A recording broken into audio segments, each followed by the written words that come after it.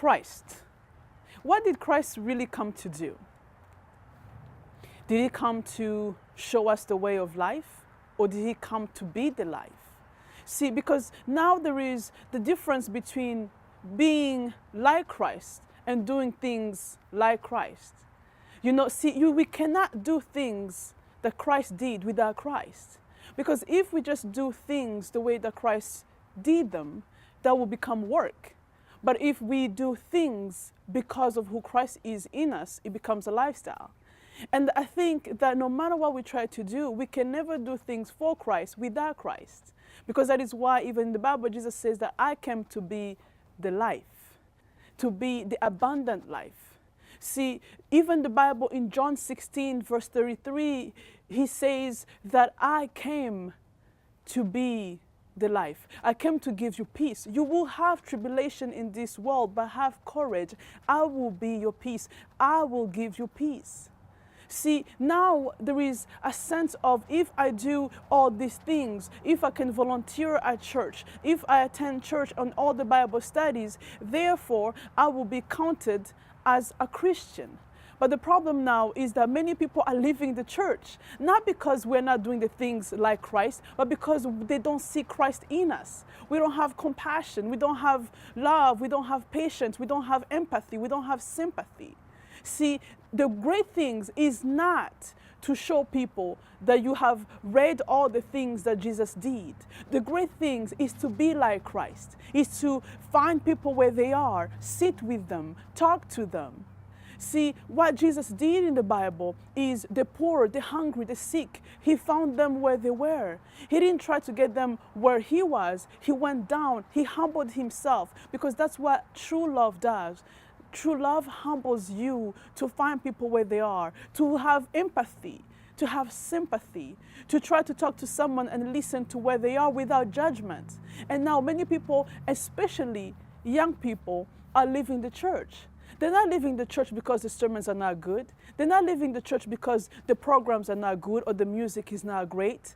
But they're leaving the church because they can't find anybody who sits with them, who sits down and say, I understand where you are, I have been there, who sits with them and be quiet and listen.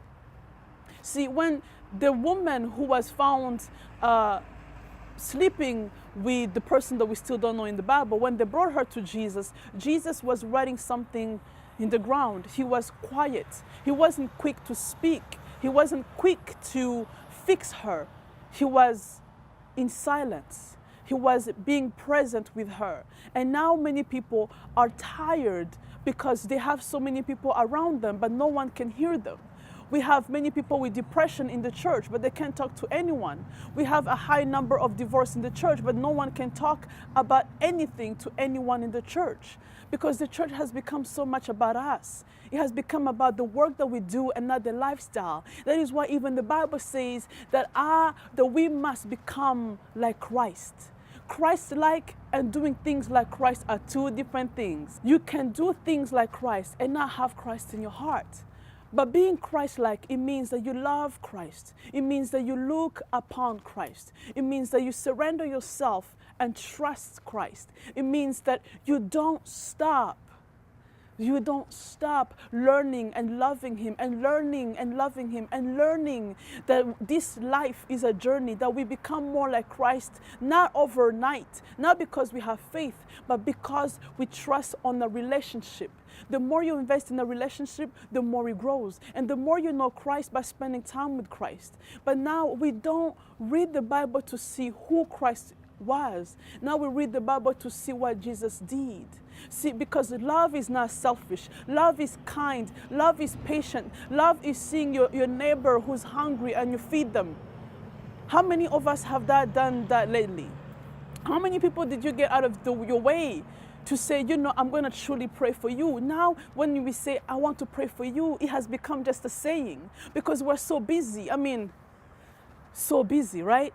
I mean, it is hard to find time to care for people. It is hard to find time to actually say, I will call you back. But do we always call back? And that is the thing. I think that we have come to a point where we are having so much knowledge about Christ, but we are not caring so much about Christ in our lives, in our character, in our values, in the way we talk to people. That's why the Bible says that you will be the light and the salt. Being the light, it means that you don't run after people to tell them about Christ. It means that you look like Christ. It means that there's something about you that attracts people to you, that you don't even have to go to people. People will want to be in your presence. Being the salt, it means that the words that come out of your mouth are words of kindness, words of encouragement, words that are positive, words that do not degrade anybody. You don't bully others. You don't judge others. Your words reflect Christ. Your words reflect the way that Jesus talked to the poor, to the sick, to the prostitute, to the sinners. How do you talk to people who don't look like you? How do you talk to people who make you uncomfortable? That's the question. Even me, I get tempted, I get tried by people who always push me beyond my limit. But I have to understand that I'm still on a journey, that if Jesus is in my heart and Jesus is the master of my life, I can do all things through him. Not just for him, but through him. And now we are doing things for him and not through him. And I think that the reason why many people see us as Christian and not more like Christ is because they see what we do, but they don't see the life. They don't see the lifestyle. And the light and the salt are the things that will attract people to us. Not what we say, but how we treat them. That's why the saying, people will know you by the way you make them feel. They won't remember what you say, they will remember how you make them feel. And I think it's the same way.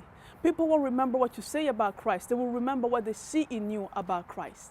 Because that's what happens, how we make people feel. And there is no surprise that every time we say, I'm a Christian, people look down. They don't get excited because there is no light, there is no salt. Like, oh, yeah, of course, you're the most conservative and hateful and judgmental people. We can be. That's true. But the reason why is because everything that we do, we're trying to fix people instead of loving them. We're trying to fix people instead of sitting down with them, instead of learning their story. We're trying to pray for people before people that even tell us what they want the prayers for. Doing things like Christ, does that mean that you necessarily look Christ-like? Christ-like is a lifestyle. Doing things like Christ is work. And that's why even the Bible says that no matter what you're going to do, you're going to preach and speak in tongues and heal the sick. But at some point I may say, get away from me, I do not know you, because the heart, people can see your heart. People can know when you're genuine and when you're not. Because Jesus did not come to show us the life. Jesus came to be the life, to become the abundant life, to rely on him, on how to be better, be kinder, be compassionate, have more sympathy, because it is hard. This world is dark. This world is selfish and is going to swallow you like you don't even understand. But yet, Jesus says, take courage. In this world you will have tribulation, but in me you will have peace. In me, not because of me, but in me. I can do all things through Christ. And if we become more relying on Christ than our own work, we will be able to grow the light and the salt in us because of him, not because of what we know about him.